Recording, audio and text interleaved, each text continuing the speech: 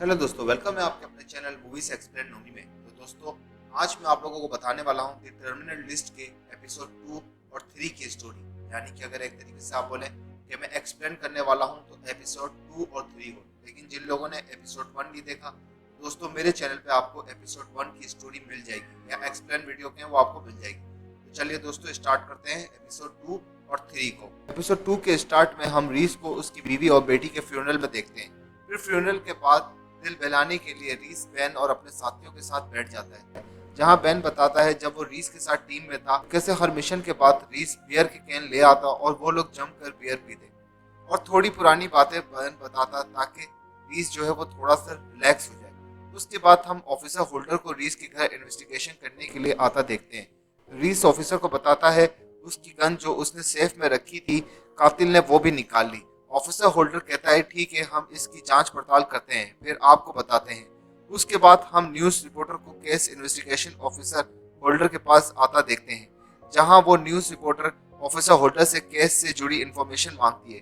तो वो officer reporter को उसी हॉस्पिटल ले जाता है जहां रीस पर अटैक हुआ था। ऑफिसर कहता है उसको यहाँ वो शख्स नहीं मिला जिसको रीस ने मारा था, बस रीस के ऊपर चाकू से हुए कुछ निशान मिले हैं। फिर वो न्यूज रिपोर्टर रीस के पास जाती है और रीस को एक पेपर पर साइन करने का बोलती है।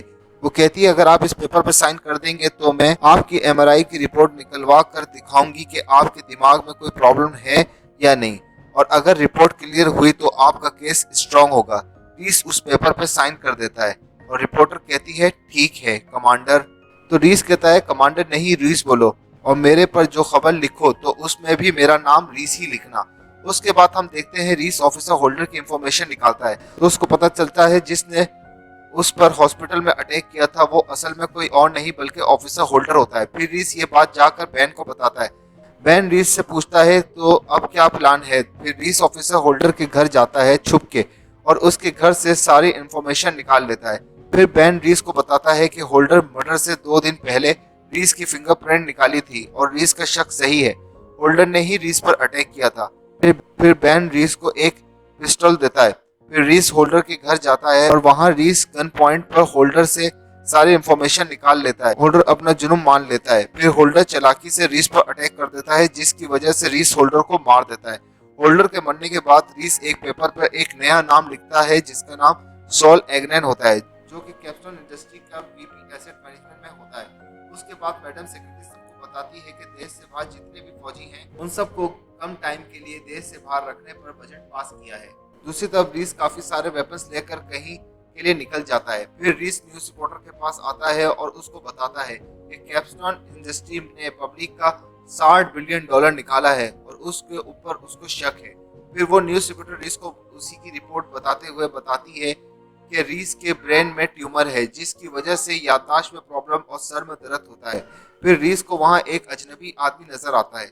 रीस को उसके ऊपर शक होता है और रीस उस रिपोर्टर को लेकर वहां से निकलता है, और जैसे ही रीस और वो रिपोर्टर अपनी कार में बैठते हैं कोई उन पर फायर कर देता है। फिर रीस उसके ऊपर फायर करता है और रीस उस जगह जाकर तलाशी लेता है तो उसे वहां वही अजनबी इंसान जो रीस को नजर आया था वही नजर आता है और रीस को एक फाइल मिलती है उसके पास से। रीस रिपोर्टर को बताता है किसी ने मेरे पीछे इन मारने वाले लोगों को लगाया है। फिर हम स्टीव को उसके साथियों के साथ टारगेट प्रैक्टिस करते देखते हैं। फिर स्टीव अपने ऑफिस यानी कैप्स्टोन इंडस्ट्रीज आता है और वहां उससे मिलने सॉल आता है और सॉल स्टीव को बताता है कि रीस ने उनके उस बंदे को मार दिया है जो उन्होंने उसके पीछे होटल में भेजा था। तो स्टीव कहता है रीस को तो मैं देख लूंगा। फिर हम देखते हैं रीस बैन को सॉल की पिक दिखाते हुए बताता है कि रीस इस कैप्स्टोन की भी इंफॉर्मेशन निकलवा रहा है उस न्यूज रिपोर्टर के जरिए। तो बैन कहता है तुम फिक्र ना करो, मैं सीआईए में हूँ और मैं तुम्हारे साथ हूँ, तुम मेरे दोस्त हो। फिर हम रीस को वेपन्स रखते हुए देखते हैं और रीस बैन को कहता है कि पहले हम रूल से बंधे थे, जिसका मतलब रीस किसी को पकड़ने जा रहा होता है। फिर हम देखते हैं सॉल के रीस पकड़ लेता है। फिर रीस सॉल से पूछता है कैप्स्टोन इंडस्ट्री मुझे क्यों मरवाना चाहती है, कहीं मेरा ट्यूमर तो इसकी वजह नहीं। फिर सॉल बताता है कि स्टीव ने ही सीरिया में रीस को और उसके साथियों को फंसाया था और स्टीव ने जिस शूटर को मारने के लिए भेजा था वो मैक्सिको में होता है और स्टीव ये सब प्रोजेक्ट 4895 की वजह से कर रहा है।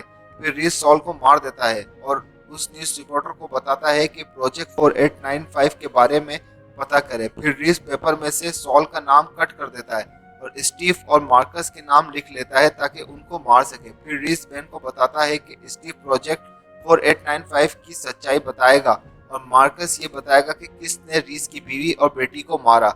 इसी के साथ दोस्तों एपिसोड 2 और 3 जो है वो एंड होता है। तो दोस्तों अगर ये मेरी वीडियो आपको अच्छी लगी है तो चैनल को सब्सक्राइब करें, इस वीडियो को शेयर करें और लाइक करें। अब मैं इसके बाद इसके आगे वाले पार्ट्स जो हैं वो भी लेकर आऊंगा। इसी तरीके से मेरे चैनल पे आपको मूवीज की एक्सप्लेनेशन या मूवीज की स्टोरी कह लें या जो भी वेब सीरीज होती है उनकी स्टोरी या उनकी एक्सप्लेनेशन मिलती रहेगी। अब मैं चलता हूँ, अपना ख्याल रखिएगा, बाय बाय।